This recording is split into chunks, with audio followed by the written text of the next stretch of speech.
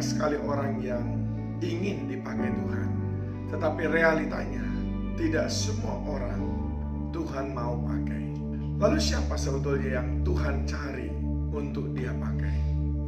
Ketika kita belajar dari murid-murid, maka tidak ada murid-murid yang Dia panggil dan murid-murid itu sedang bingung-bingung di bawah pohon atau sedang main-main di jalan lalu dipanggil Tuhan.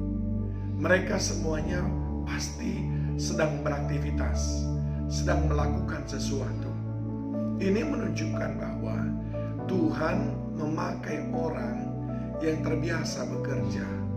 Tuhan memakai orang yang rajin. Mari kita lihat di dalam 1 Raja-Raja 19, bagaimana Tuhan lewat Elia memilih Elisa. Setelah Elia ayat 19 pergi dari sana, ia bertemu dengan Elisa bin Safat yang sedang membajak dengan 12 pasang lembu, sedang ia sendiri mengemudikan yang ke-12. Ketika Elia lalu dari dekatnya, ia melemparkan jubahnya kepadanya. Elisa itu ditangkap oleh Elia, tentu saja Tuhan yang menyuruhnya ketika dia sedang membajak di ladang.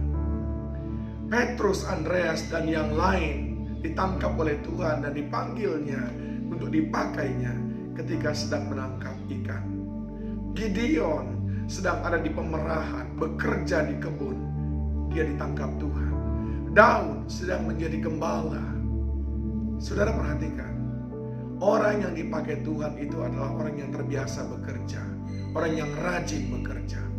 Itu yang mau dipakai Tuhan. Yang kedua, siapa orang yang dipakai Tuhan, saudaraku?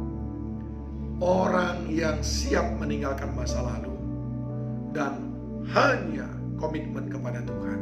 Sebab Lukas 16 ayat 13 berkata, seorang hamba tidak dapat mengabdi kepada dua Tuhan. Saudara lihat, mengapa Tuhan memakai Paulus dan memakainya dengan luar biasa.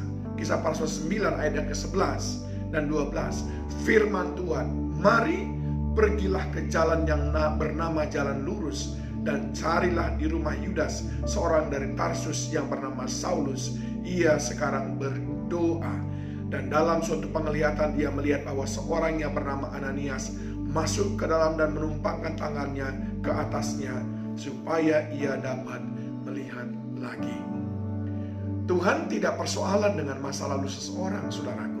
Tapi Tuhan itu melihat apakah seseorang siap meresponi masa depan dengan pengalaman masa lalunya dan meninggalkan masa lalunya itu, sebab tidak seorang pun yang dapat mengabdi kepada dua Tuhan. Orang yang Tuhan pilih untuk dia pakai adalah orang yang total untuk Tuhan, orang yang sepenuhnya untuk Tuhan, gak peduli dengan masa lalu saudara. Maria Magdalena dipakai Tuhan menjadi penginjil yang pertama. Karena sesudah dia mengalami perjumpaan dengan Tuhan, dia total untuk Tuhan. Sakeus, sang pemungut cukai, dipakai Tuhan dengan luar biasa menjadi muridnya, menjadi pengubah, menjadi garam dan terang. Tidak peduli akan masa lalunya, tetapi sesudah kenal Tuhan, dia total untuk Tuhan. Dia tidak lagi berdiri di dua kaki, kadang-kadang ikut Tuhan, kadang-kadang ikut hantu, tapi dia sepenuhnya untuk Tuhan. Itulah yang dipakai oleh Tuhan. Dan yang ketiga, siapa orang yang mau Tuhan pakai? Adalah orang yang mau menguduskan dirinya, lalu berkata, ini aku, utuslah aku. Tipikal orang yang ketiga yang Tuhan pakai adalah orang yang mempersiapkan diri untuk dipakai Tuhan. Itu ditulis dalam Yesaya 6. Ketika Yesaya mau dikuduskan oleh Tuhan, maka ayat 7 berkata, ia menyentuhkannya kepada mulutku serta berkata, lihat ini telah menyentuh bibirmu, maka kesalahanmu telah dihapus dan dosamu telah diampuni. Lalu aku mendengar suara Tuhan berkata, siapakah yang akan kuutus dan siapakah yang mau pergi untuk aku? Maka sahutku, ini aku, utuslah aku. Saudara mau dipakai Tuhan? Pastikan saudara orang yang terbiasa bekerja, rajin. Saudara mau dipakai Tuhan? Pastikan saudara mau total untuk Tuhan. Sekalipun saudara masih punya masa lalu yang kelam, tapi Tuhan mau lihat saudara berkomitmen dengan Dia, konsisten berjalan dengan Dia. Saudara mau dipakai Tuhan, persiapkan diri saudara, lalu berkata kepadanya, "Ini aku Tuhan, utuslah aku."